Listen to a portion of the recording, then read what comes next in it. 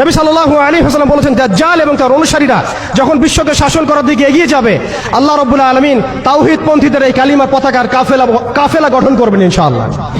এবং এই কাফেলার মধ্যেই থাকবে ইমামুল মাহদী ইনশাআল্লাহ আযজা ওয়া জাল।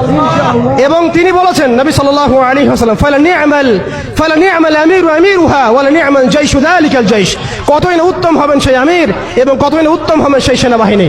তোমরা যদি বরফের উপর সাঁতার কেটেও হয় তবুও সেই জাইশের মধ্যে যোগ দিও। এটা আমাদের সামনে আসতে যাচ্ছে। পৃথিবীর প্রত্যেকটা জায়গায় আপনি দেখবেন তাওহীদপন্থীদের কাফেলা গঠন হবে, ইসলামী রাষ্ট্রগুলো দাঁড়িয়ে যাবে ইনশাআল্লাহ। আপনি দেখেন সিরিয়া পরিবর্তন হচ্ছে, আপনি দেখেন আফ্রিকা পরিবর্তন হচ্ছে, আপনি দেখেন বাংলাদেশ পরিবর্তন হচ্ছে, আপনি দেখেন প্রজন্মের চোখের মধ্যে তাওহীদের ক্ষুধা, আপনি দেখেন প্রজন্মের চোখ জলজল করছে, তারা ইমানের দিকে আসছে, আমলের দিকে আসছে, ইসলামের দিকে আসছে। সময়, time is closing down to the আখিরুজ জামান ইনশাআল্লাহ আযজা ওয়া জাল। এখন কথা হচ্ছে, ইমামুল মাহদীর বাহিনী এই দাজ্জালের বাহিনীর সাথে যুদ্ধ করতেই থাকবে, করতেই থাকবে, করতেই থাকবে, কিন্তু শেষ পর্যন্ত ইমামুল মাহদীর হাতে দাজ্জালের মৃত্যু লেখা হবে না। আল্লাহ রাব্বুল আলামিন এই মিথ্যা মাসিহকে মেরে ফেলার জন্য, ধ্বংস করার জন্য আসমান থেকে সত্যিকারের মাসিহ ঈসা আলাইহিস সালামকে পাঠাবেন এই সিরিয়ার মধ্যেই ইনশাআল্লাহ। এই কথাগুলো আমাদের অনেক ভাই বুঝেন না, অনেক ভাই জানেন না, স্টাডি করতে চান না, তারা শুধুমাত্র একটা হাইপকে কেন্দ্র করে কথা বলতে চান।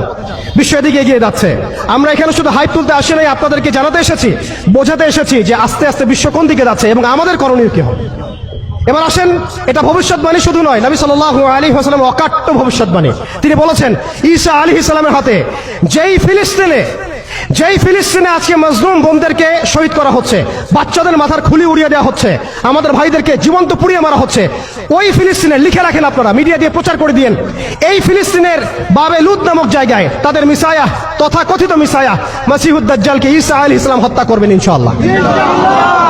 পৃথিবীর কোন শক্তি, কোন ন্যাটো, কোন ইউনাইটেড নেশনস, কোন ইউরোপিয়ান ইউনিয়ন, কোন IMF, কোন ওয়ার্ল্ড ব্যাংক, কোন সাম্রাজ্যবাদী শক্তি এই ভবিষ্যৎবাণীকে ঠেকাতে পারবে ইনশাআল্লাহ। আপনাদেরকে চেষ্টা করতে দেন, সারা পৃথিবীর সমস্ত মুসলমানকে যদি এখন তারা মেরে ফেলে, তবুও এই অকাট্য ভবিষ্যৎবাণী ইনশাআল্লাহ তাআলা তারা পাল্টাতে পারবে না। এটা আমাদের আশার জায়গা, এটাই হচ্ছে চূড়ান্ত বিজয়। এবং ঈসা আলাইহিস সালামের হাতে আগামী 40 বছর লিখে রাখেন আপনারা, এরপরের 40 বছর ওই বাইতুল মুকাদ্দাস থেকেই সারা বিশ্বে ইসলামী খিলাফা কায়েম হবে ইনশাআল্লাহ।